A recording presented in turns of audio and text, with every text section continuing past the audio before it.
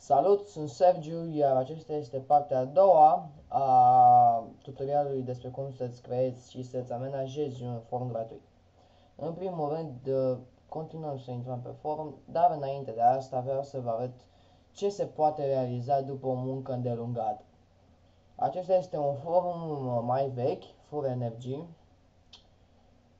Vedeți, toate subiectele au un răspuns, dar haideți să vedeți ce este cel mai important.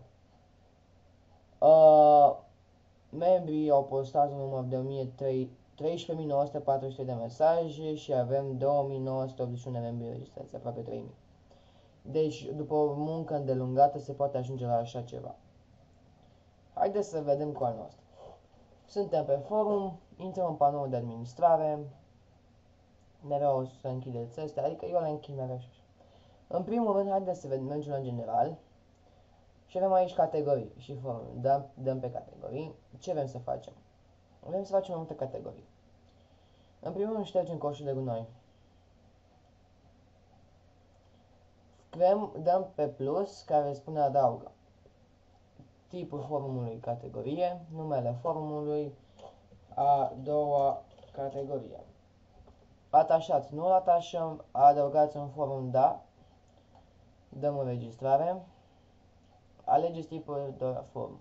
Numele forum. Al doilea forum. Pardon. Modifică al doilea forum. Înregistrare.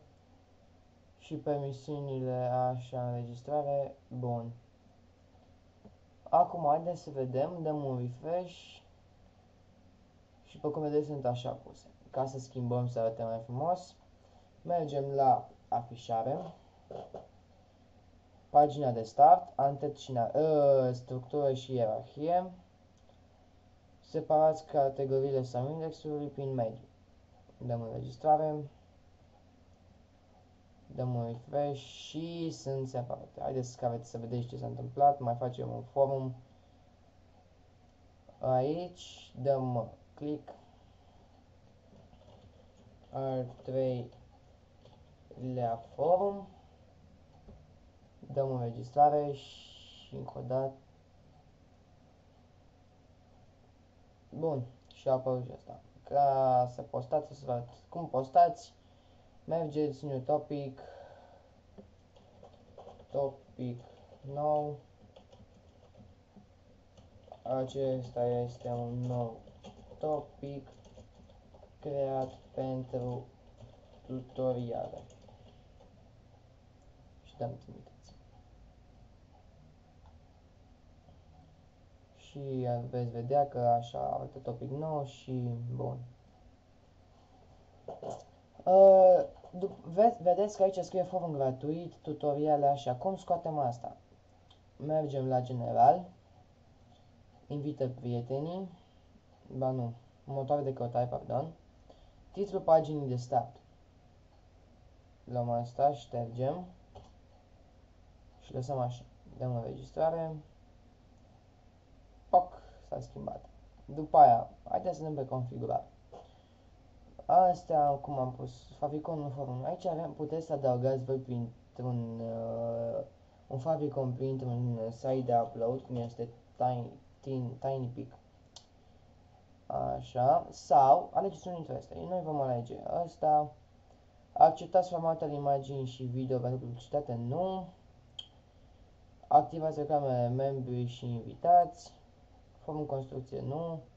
Lățimea formului, haideți să o punem de 95. Dăm înregistrare și vom vedea că avem favicon și forumul este mai îngust un pic.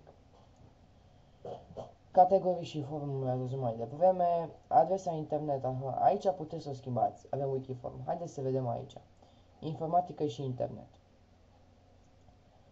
Ia să vedem ce punem aici. Wikiforum este PHP Online, nu. Ceva tech este, nu este. Portal expert, nu. Board forum logo. Dăm ok. Am zis nu. sau nu.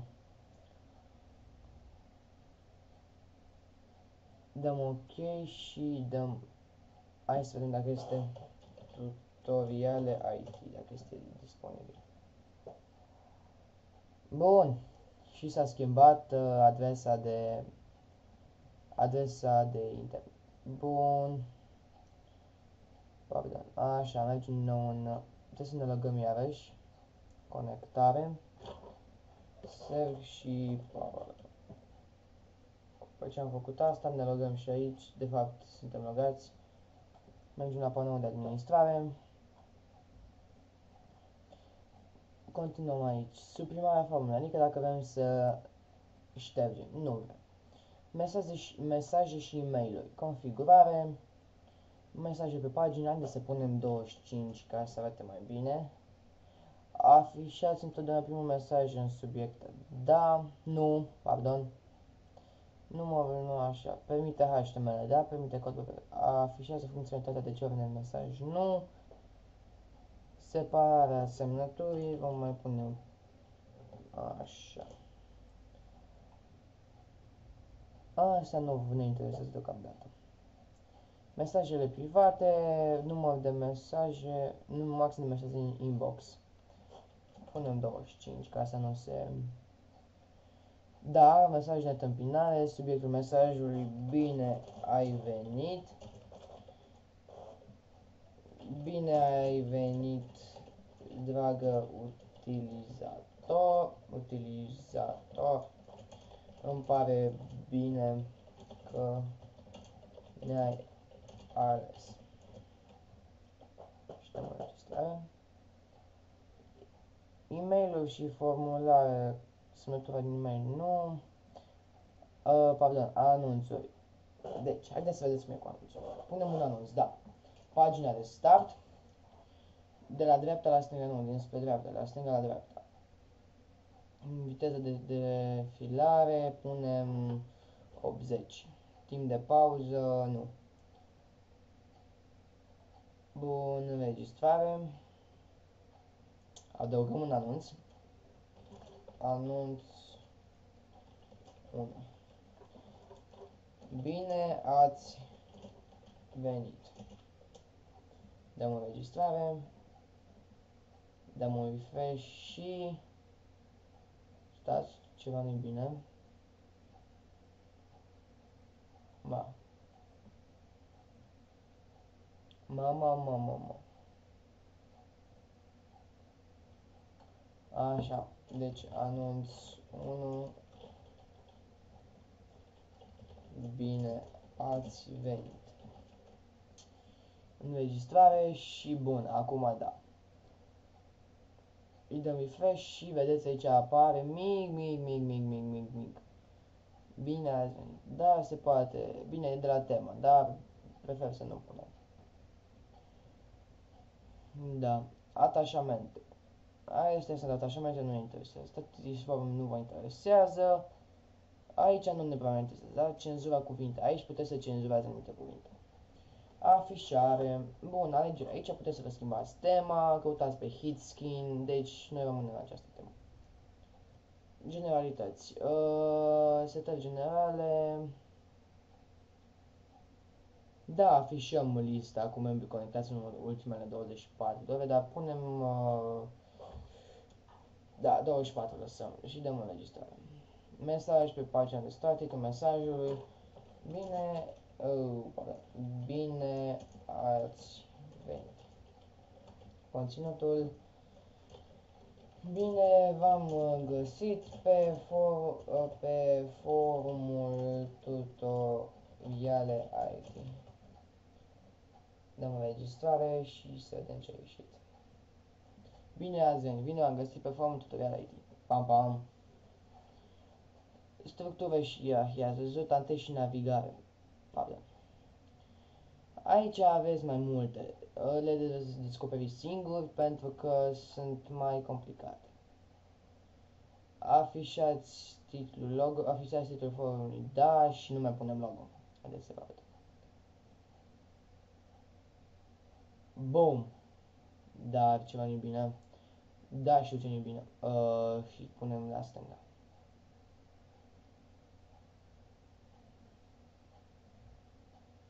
Îi dăm un ăsta și...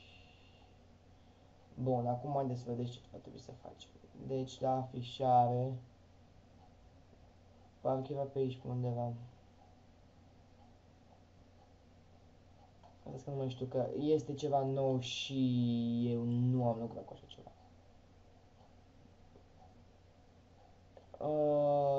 Stați un pic. Nu. Nu administra imaginea culori. General config.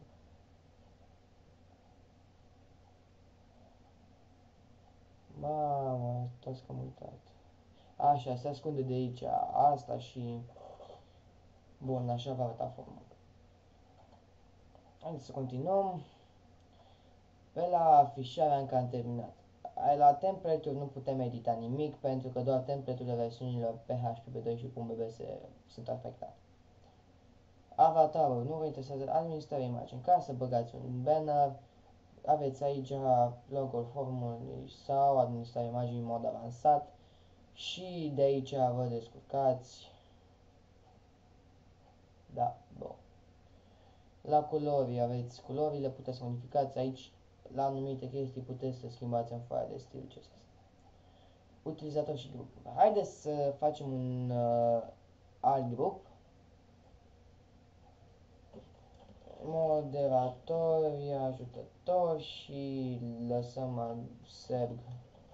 Așa, culorile punem un portocaliu de ăsta, da, aplicăm grupul închis. Bun, și ca să vedeți cum a ieșit, abam.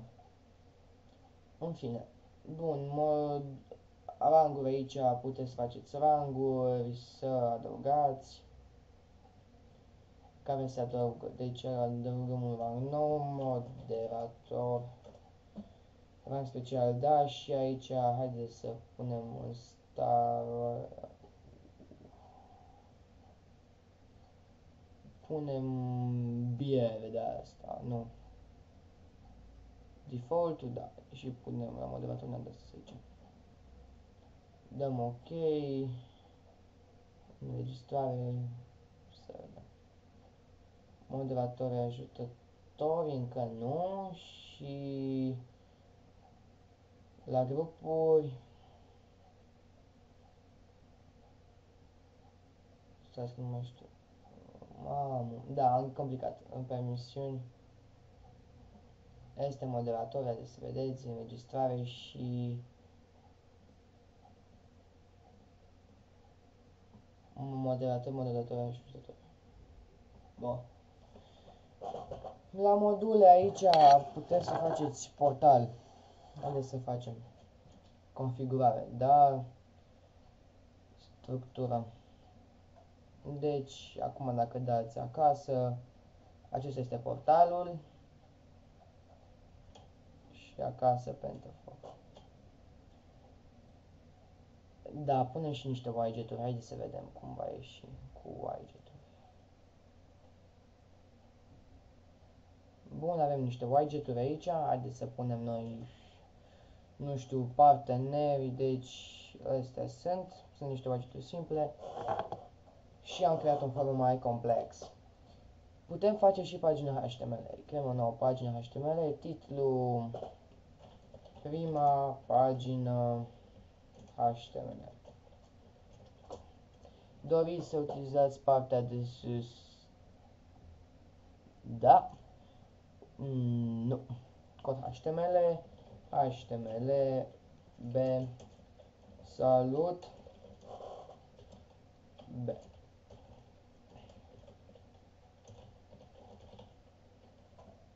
Îi dăm validează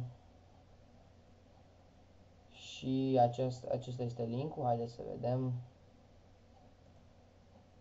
Copiați, inserați și dăm enter. Și undeva trebuie să scrie salut, dar nu văd unde. Da, în fine. Da. Nu. Rămâni sărați și salut! Salut și ție! Bun, cam asta a fost pentru acest tutorial. În următorul tutorial vă voi arăta cum să vă personalizați contul și cum să mai faceți niște mici detalii. Eu am fost Sergiu, nu uitați să vă abonați.